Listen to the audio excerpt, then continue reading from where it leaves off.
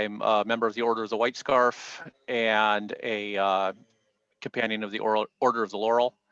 So today we're going to be spending a little bit of time talking about form, function, and movement, and specifically looking at what are some of the decisions that we make with regard to form, and what are the ways that that influences what we can do well, what we can do not as well, what are some of the trade-offs. I want to start, I mean, for anybody who knows me, my emphasis is on period texts and period approach. I'm going to make what, from that perspective, may seem to be a little bit of an out of left field statement, which is that I'm not going to talk about right and wrong ways to fence. There are decisions that are appropriate to what we want to accomplish, and there are decisions that are inappropriate to what we want to accomplish. Any period source is going to be based on some of those decisions having been made and other choices being made as a result of that. And so we're essentially getting an author's view into a way of thinking about fencing. And I want us to keep in mind when we think about that, the idea that the map is not the territory, right? We are getting authors themselves make a lot of decisions with regard to how they are going to present that material. They decide what to put in, what to leave out. They decide how complicated or how nuanced they want their delivery to be. And oftentimes they will simplify things to a degree of purity that leaves them perhaps less than perfectly practical. So today is not so much going to be about what do the period sources say to do or not do, versus it's more going to be about when we're looking at sources, whether they be period sources or a video you saw on the internet, or somebody who's coaching you, or someone you saw fight that one time and you want to be able to do that thing they do. I want to look at this from the perspective of getting used to understanding what are the choices that have been made, what are the things that have been prioritized, and what are the things that have been left at a lower priority, and how does that relate to what we do. The other thing I want to keep in mind is the idea that whatever formal decisions we make, so whatever decisions we make about the forms that we are going to apply to how we fence, whether that's stance or guard or order of operations or those kind of things that affect the shape of our body and the shape of the movements that we go through, that there is a function that that form is trying to accomplish. And anytime that we are sacrificing function in order to achieve form, we are probably not going to end up fencing as well as we would like to, right? And the form is probably not going to be as effective as it is intended to be. So let's start fairly simple. And I'm going to go ahead and switch to my second camera here.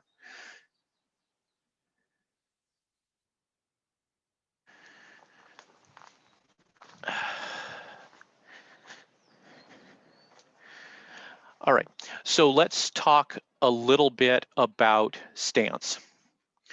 Now, depending on the source of your material, where you're drawing from, you've probably been presented with one of three basic stances. On the one hand, we've got the Destreza style stance where everything is very close together, very upright. This stance is something that is optimized for quick foot movement and for small steps and lots of them. At the other end of the scale, if you've been working with some of the Italian sources, you've probably seen something that looks kind of like this, where I've got my weight very heavily on my rear leg. That front leg is out in front of me. My weight is relatively back. If I've got a sword in my hand, I'm probably doing something like this, moving in these areas here. But I'm usually keeping things pretty backloaded. Now, that's a stance that is not as mobile as our more upright stance here, right? So we've got one extreme about quick small movements, and we have this extreme where this extreme is all about preparing the body to be able to take quick forward actions, right? We are priming everything for the lunge on this, and any of the movements that we take are revolving around our ability to set up that lunge, our ability to execute that lunge, and our ability to recover from that lunge. So we've essentially taken fencing largely down to one action and optimized everything around that. Now, that's not to say that in the Italian you don't do cuts and you don't do non-lunging actions, but that is the priority action. That is the action that you are trying to set up. This idea of being able to explosively throw yourself out here into the attack and force your opponent to deal with that threat or, get stabbed. Now, in between those two, we tend to have this idea that shows up in a lot of basic SCA teaching, where the feet are a lot closer together, the weight is more balanced, and usually a lot of people who teach this particular stance teach it as something where I'm going to keep the weight evenly balanced so that I can easily move in any direction that I need to, right? So what are we optimizing? What are we giving up? Well, in this case, that lowered mid stance is optimizing a little less than either of the two extremes that we showed around it. It's giving us a little more movement, a little more mobility. It's making the lunge a little less explosive, a little less accessible. So it's saying, I really want to be able to lunge, but I don't want to give up being able to be mobile, to move around, especially to have access to that lateral movement. I kind of want a middle ground fight, right? So we're looking at this, and when we're assessing how we want to stand as a fighter, we need to ask ourselves, what kind of fighting am I going to be doing? Am I going to be doing a lot of explosive actions? Am I going to be doing a lot of lunges? Am I going to be really relying on that linear action? If you've got a fighter who, for example, isn't as sure on their ability to land their feet solidly, or a fighter who doesn't have as good of knees, or a fighter who just doesn't feel comfortable in that kind of extension. This may not be the stance for that fighter. Likewise, if you're trying to work something like more of a destreza system where lunges just aren't, for whatever reason, aren't a big part of your system, you probably don't want to be setting up in a lunge-oriented posture. Likewise, if you want to be able to lunge, you definitely don't want to be setting up here, because you are in a position where that particular technique is largely inaccessible. I'm not saying you can't do it, but you're not likely to be able to do it well, right? When I'm here and moving around, if I decide to lunge from here, there's a big lag right at the front of that, and a big drop, which we want to be careful of those vertical cues, because that's something that is really easy for the eye to pick up and is going to tell our opponent, hey, guess what? I'm doing something big now, right? So pick your guard based on, or pick your stance based on the actions you want to be able to take from that stance. Either way, you want to be able to move careful, or to move in a relaxed manner from whatever stance you end up picking. So you're going to want to put in a lot of practice doing that footwork, and that footwork is going to look different depending on which of these guards you're in. So let's take a little bit of a look at that. So we'll start from the more Italian stance, right? I'm here, weight is back. There's a little on the front foot. I can't just pick it up and hold it without falling, but it's mostly on the back. So when I'm getting ready to move from this position, I'm probably, unless I'm doing that lunge, I'm going to be making relatively small movements, and they're going to be centered around the back leg, right? So forward is easy. Back is a little harder. If I want to move back when my weight is already on the back, I have to either come together here, or I have to take some weight off this leg. So we can take the hip, shift it a little bit to temporarily unload that back leg. So here's that shift there, right here, and I just push off with that front leg. I don't work that stance as often, so my legs are kind of hating me right now. So likewise, when I'm taking angular movements, it's a lot easier for me to take those movements off the front leg because it doesn't have the weight on it. I can take it off the back leg, but to take it off the back leg, again, I have to unweight that leg just a little bit. That's going to give a little bit of a cue, right? From the even weighted, this is a little easier, right? I have a little bit of time when I pick up that foot before the body starts to fall. So from here, I can get in and just sort of use that time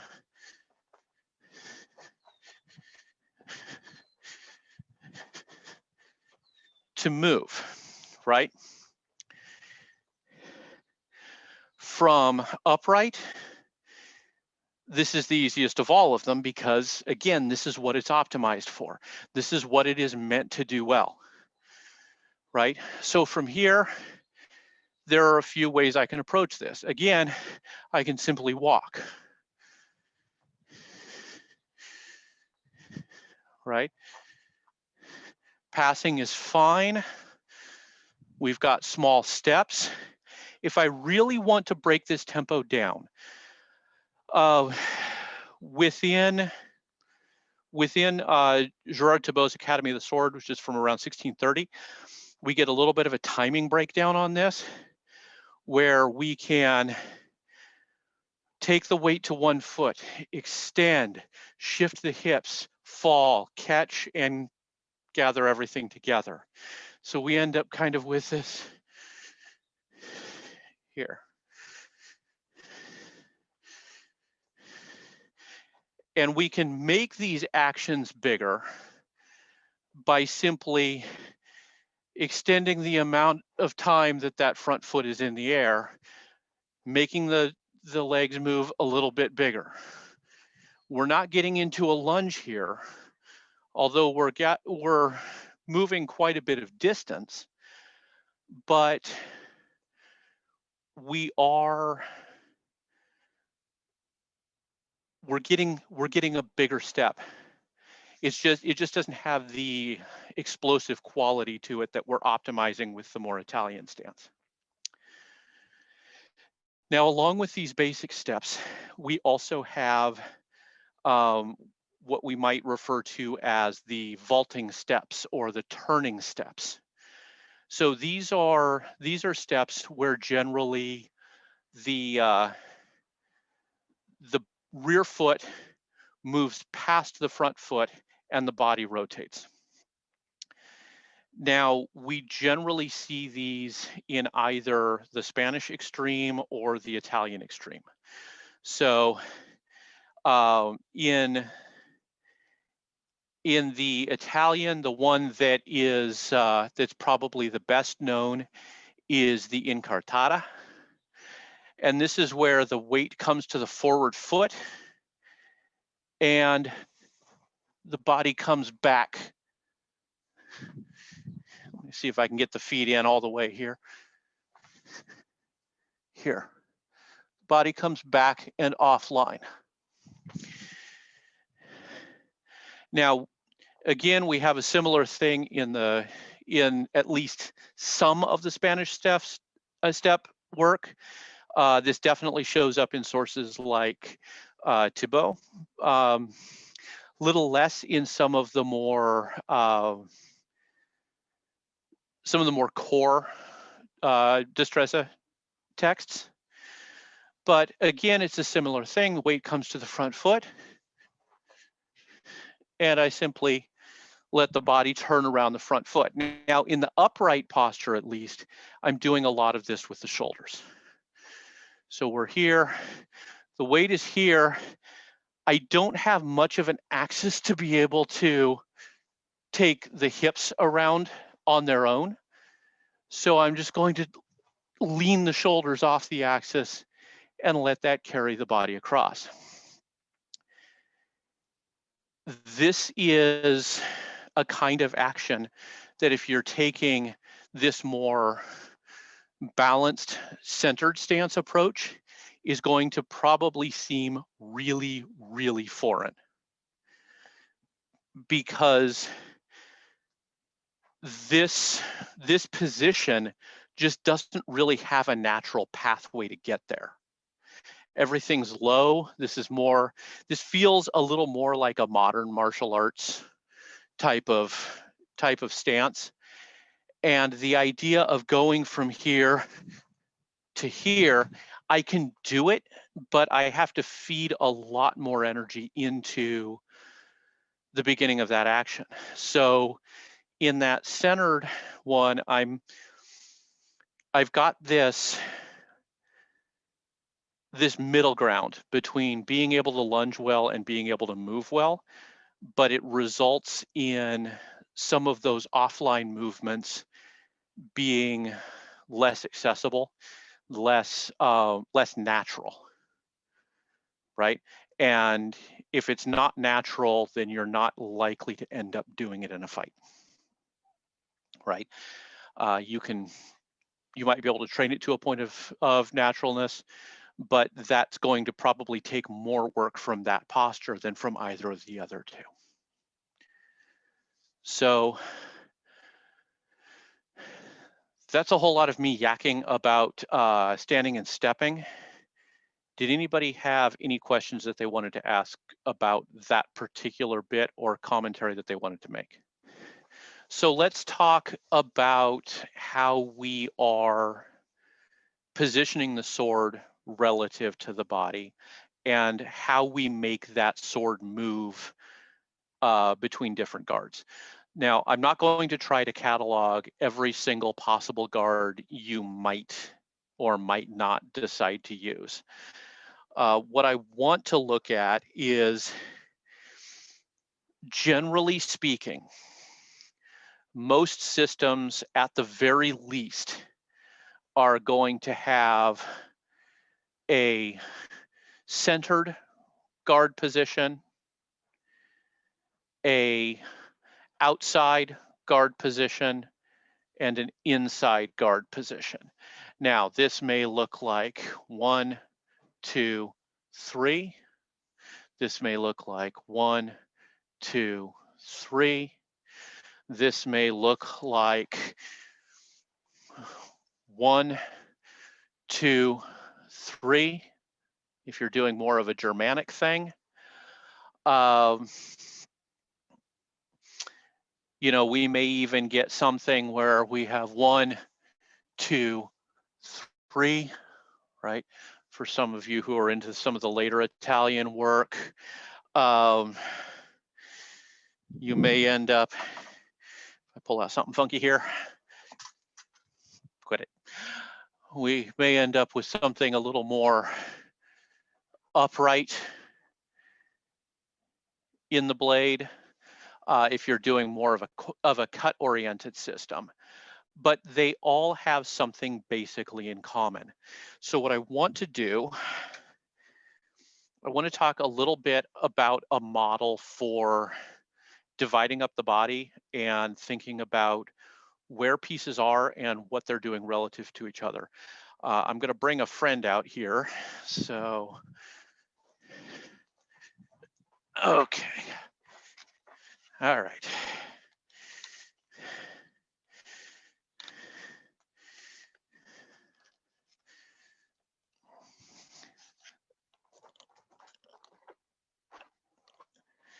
All right, so this is Zach. All right, folks who have read Thibault will get that joke. Welcome, Zach.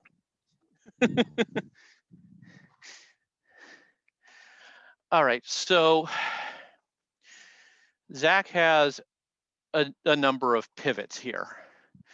He's got one straight down through the middle of the body, so right here.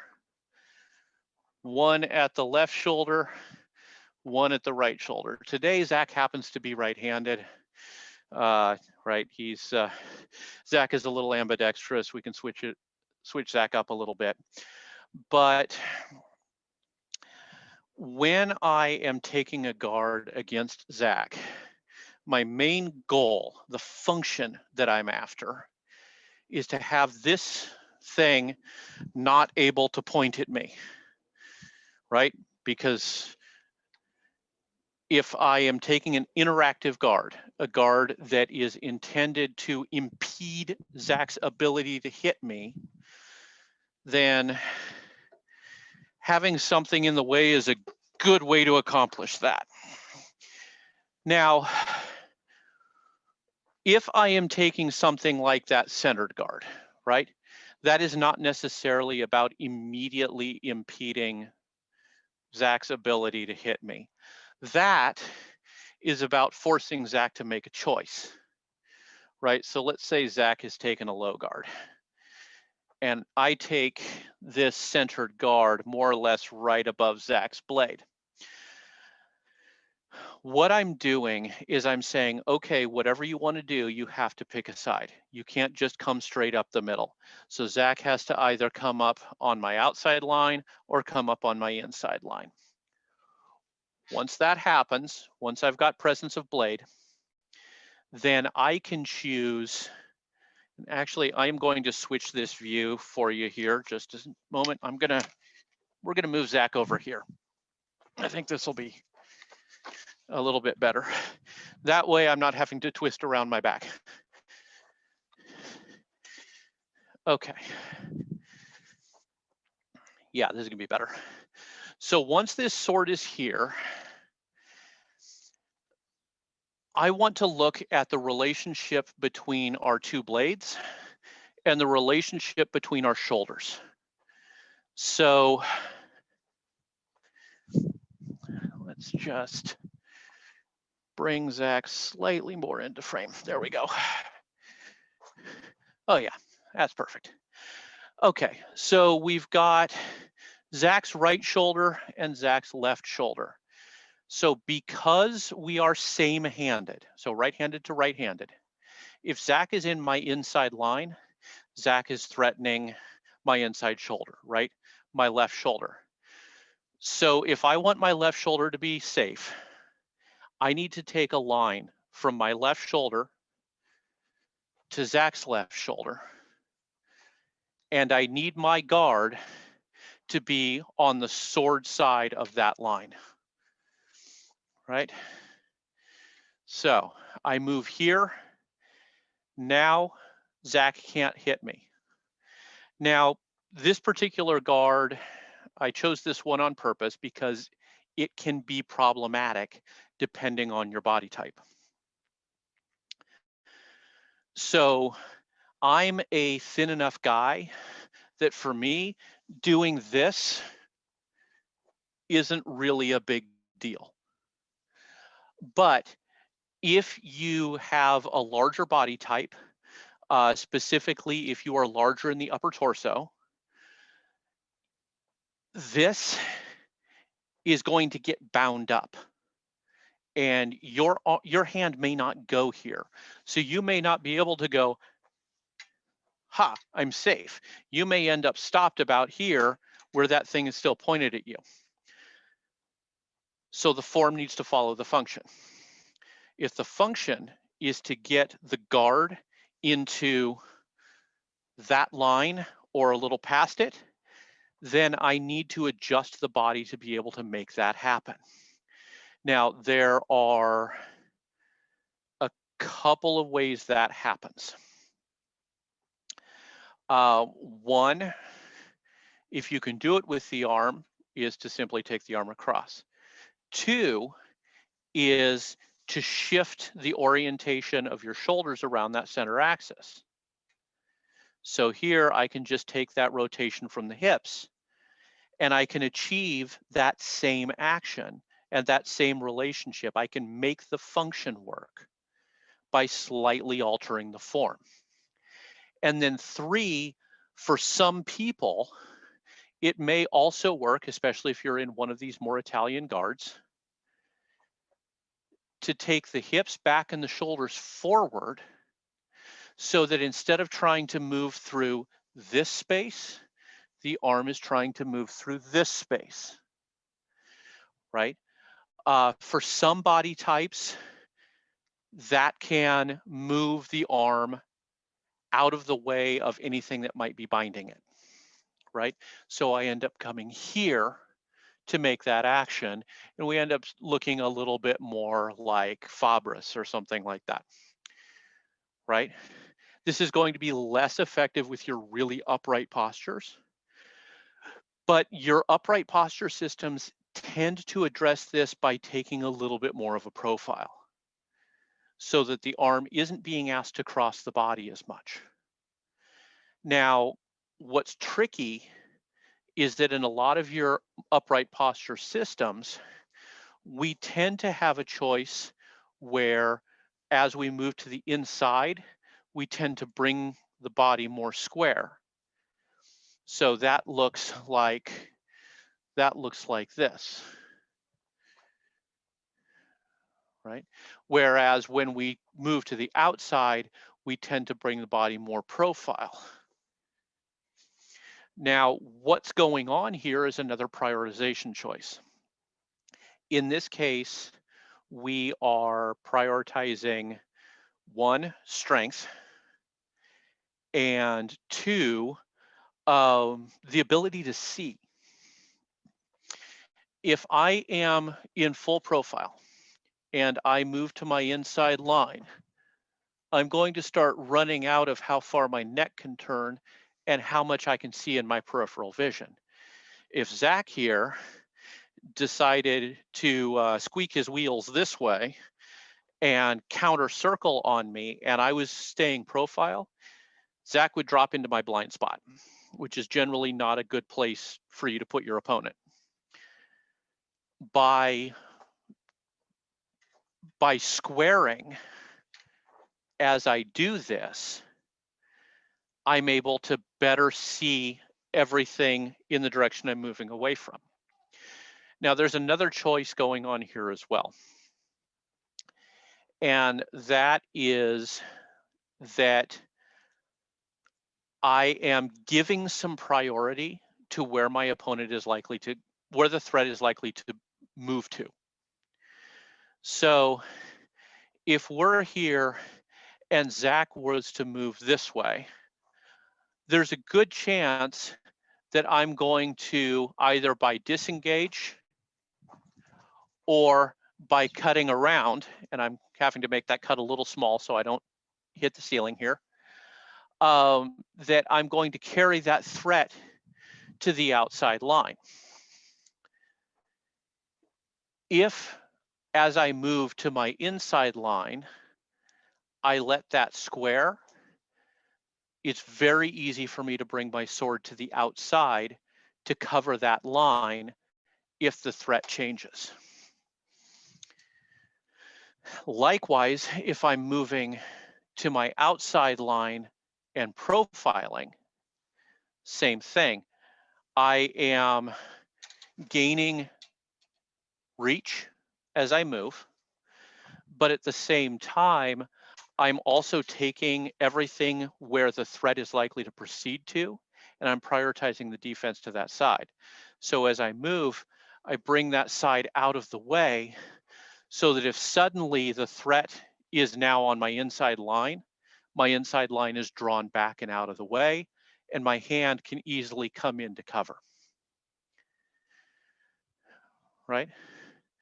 So the things that are concerns on the inside line are going to similarly be concerns on the outside line.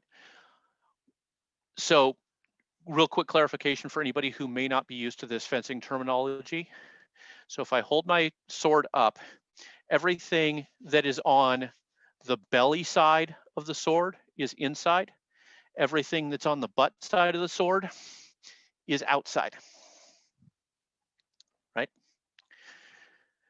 So on the outside line, we generally don't have as many common movement issues, but that doesn't mean that there aren't movement issues. You may have a fencer who has some shoulder mobility issues. You may have a fencer who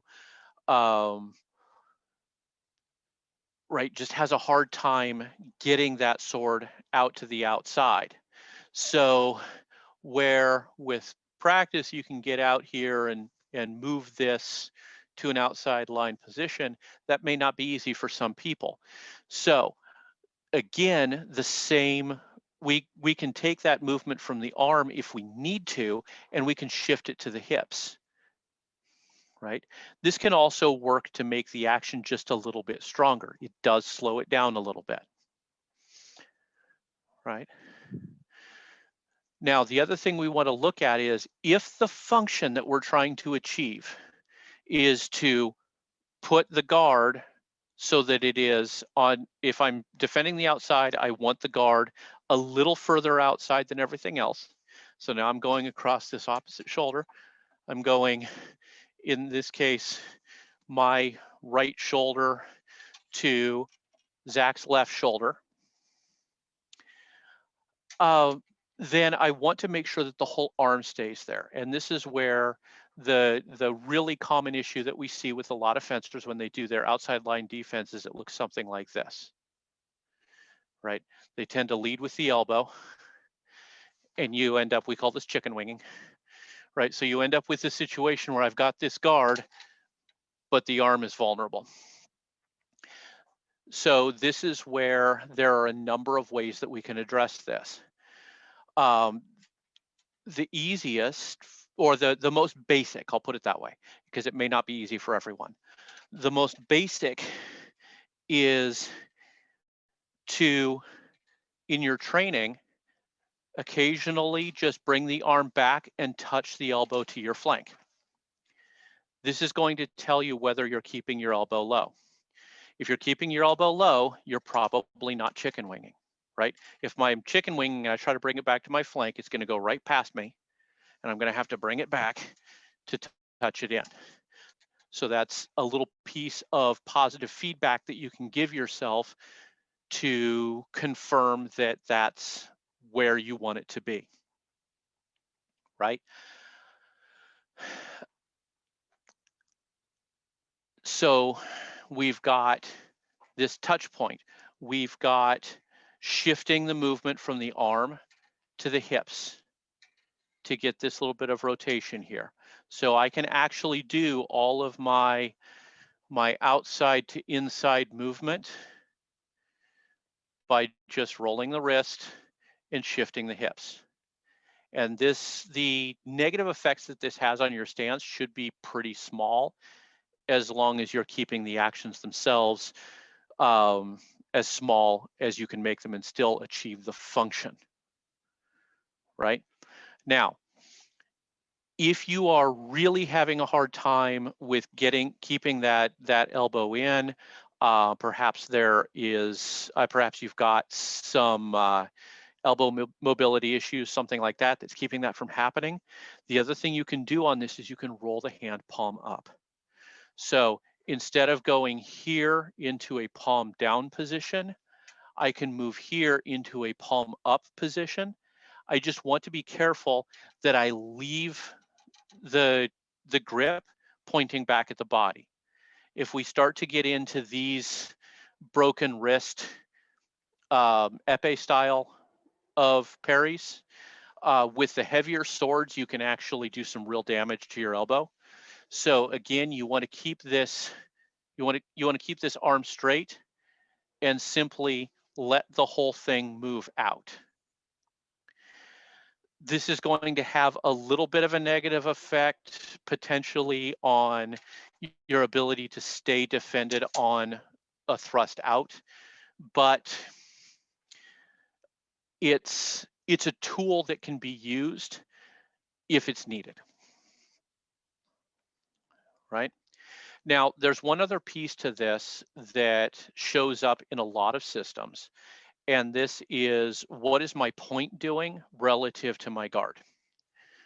So you may have noted, may or may not have, depending on how well this is reading for the camera, but if I'm here and I take that inside guard, I'm letting my point go further to the inside than my hand. Same thing with my outside guard. I'm letting my point go further to the outside than my hand. So the reason for this is some really basic mechanics. And again, we've got a function at play here. The function that we're working with is when our opponent applies pressure to our blade, it is generally speaking going to do one of two things. It's either going to glide the engagement toward my weak, it's going to glide the engagement toward their weak, or it is going to fold the engagement over, right? Now, that's a tendency. We can absolutely run into situations where we're here and we're just arm wrestling. But the ideal condition is that when my opponent applies force to my guard or to my parry, that it moves, that their sword wants to go to my strong and they're weak, so I have advantage. So the more they fight it, the stronger I get. That's the ideal situation. That's the function I want to achieve. The thing that largely dictates that function is the slope that I create. So if my hand is further out than my point, when my opponent resists that, the natural thing to have happen is for that resistance to drive the engagement toward their strong This is the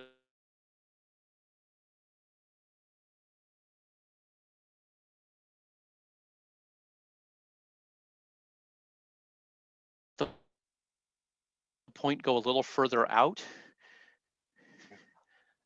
then if I let the point go a little further out, then that slope wants to bring their sword toward my hand and shift the engagement toward their point, which is what I want. If they're pretty much straight in a line, that's when we get the folding over. So again, that was a lot.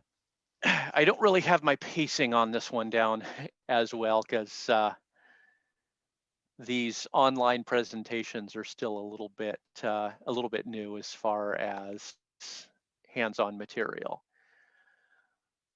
But we've covered stance, we've covered stepping, we've covered basic construction of guards and some of the choices that we're making to get those to work. One other thing that I will say is that there is an appropriate situation for having your opponent's weapon shed to your point. This is particularly in cutting-oriented systems. So this is going to be more of a application for things like cut and thrust. And let me just really quickly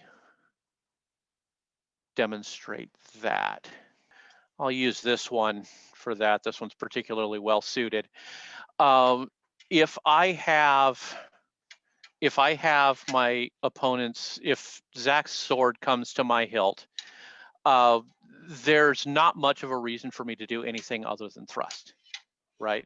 It's right there, and if I leave to cut, that point can just reorient, and we've just double killed. So instead, this is where we end up with situations where if Zach pushes against my guard, I may want to fold up under the guard and turn that into a cut, right? So into that kind of situation. So this question of do I want to prioritize Lost you for a moment. Am I more interested in stabbing the person, or am I more interested in cutting the person? And this is also a priority that can change, where I may start out wanting that to go to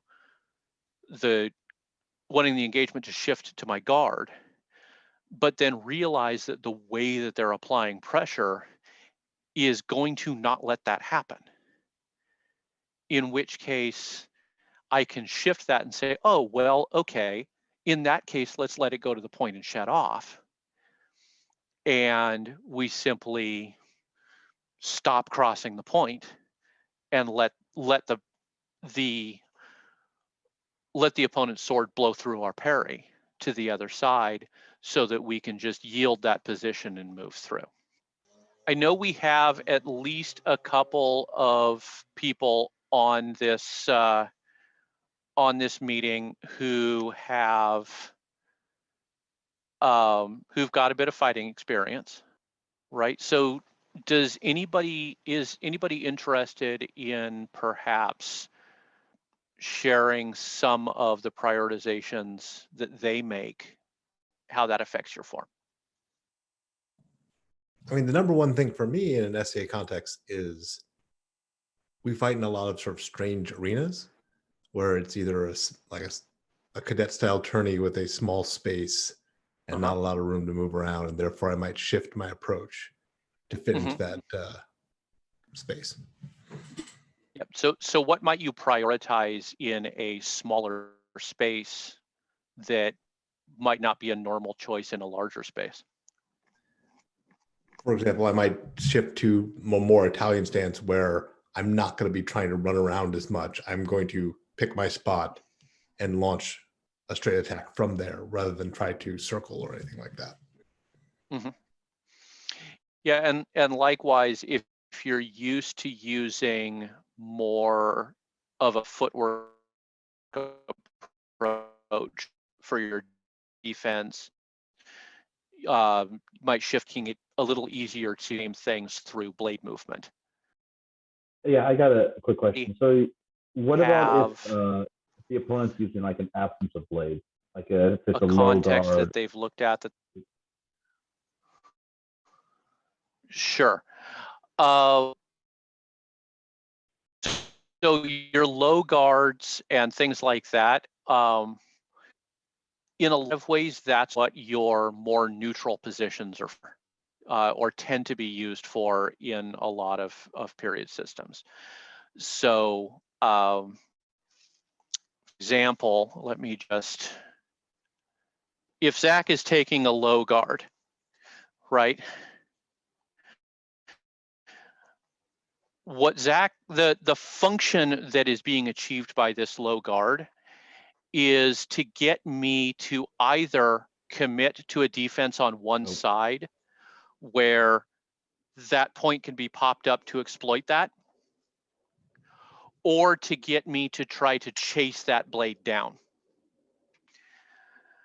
So generally speaking, the choice I'm going to try to make is, so Zach here is prioritizing versatility over actual safety. And so what I'm going to do is I'm going to prioritize threat. So I'm going to take my sword, I'm going to take a centered line that Zach has to pop up one side or the other of, and I'm going to give a threat. And then from there, if that doesn't immediately draw out a response, from there, I'm going to move to a position that forces a side. Because if I move to here, now Zach has a short path, or Zach has a long path. So I can move here, prioritize the inside line, for example.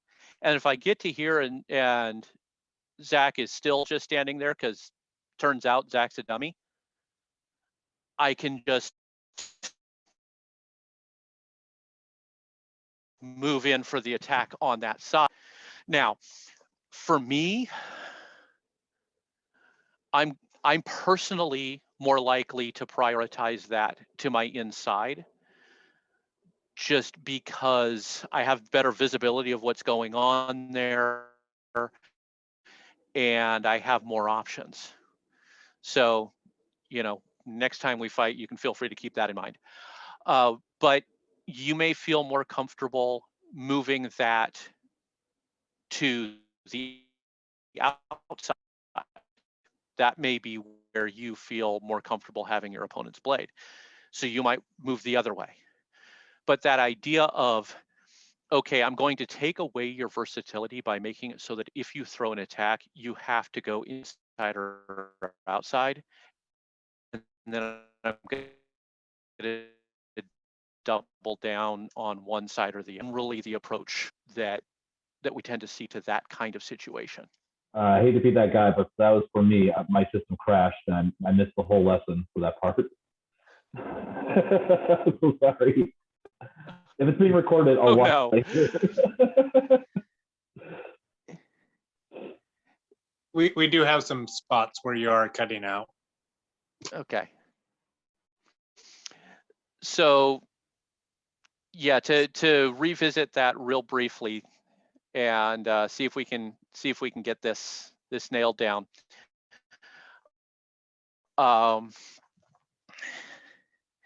If Zach takes the low guard against me, Zach is wanting me to commit to one side or another from a centered position so that Zach can pop up on whichever side I don't take, can pop up on my weak side and hit me. So what I'm going to do is I'm going to defense down the middle. I'm going to whichever side I would rather have Zach's sword. That way, I'm making it far more likely that Zach comes up on one side than on the other side. And if Zach doesn't come up on one side or the other, I will use that position to come in slightly more abbreviated version. That come through okay? Yes, thank you. So I got another question if no one else has one. So if you wanted to teach someone brand new to fencing, what kind of form would you want to show them first? It really depends a lot on, it's going to depend a bit on the individual student and on what they are wanting out of fencing.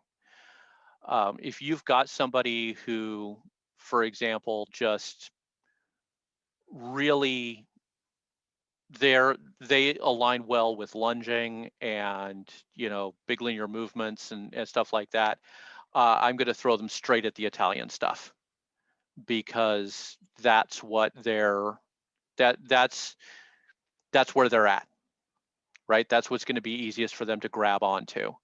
Once they have an understanding of that, if they want to move into stuff that challenges their body type and their tendencies a little more, then cool, you know, that's great.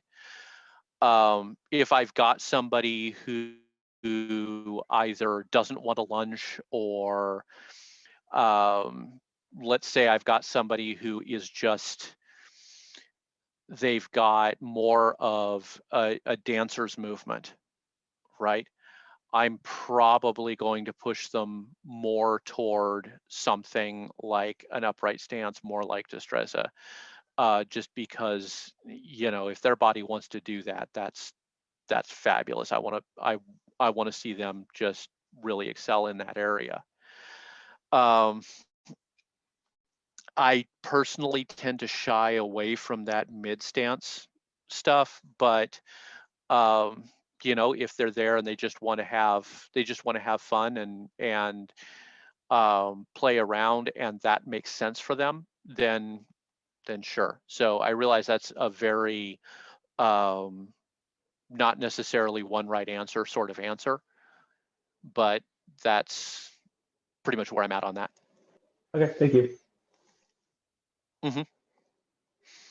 But yeah, a lot of it is going to come down to having that conversation of, you know, what do they want to be able to do? How, you know, and that's a lot harder when we don't have as much of an opportunity to get out to practices and watch people fight and have somebody go, I want to be able to fight like that person, right? Or, you know, try out a bunch of different styles, things like that. That is always an option too. If you've got some versatility in your own game to be able to move between some of those different priorities and choices, you can kind of give them a little bit of a sampler platter and just sort of see what feels right for them. And yeah, the comment, whatever makes going to practice fun for them is absolutely, you know, that needs to be a touchstone. Thanks for that one, John. Well, thank you so much for teaching your class. Hold on. Well, you're welcome. Make sure that there's a few comments. I think they're all thanking you for teaching. Look forward to watching the class when I'm not on my phone. Thank you. Interesting stuff. Thank you. Yeah, whatever makes practice fun for them. I think that is hugely important. In case it hasn't been mentioned, Zach looks amazing. Oh yes. It is a very impressive bell, yeah. Yes. I was admiring all the pieces as I was walking through the bigger pairs. But yes, Thanks. Thank you very much for taking time out of your busy schedule. Yeah. Oh, you're welcome. And for folks that have an interest in other forms of stabbing, about the same time next week, I will be teaching a class on basic seams for sewing. because fabric, much like people, works well when you stab it until it holds the shape you want.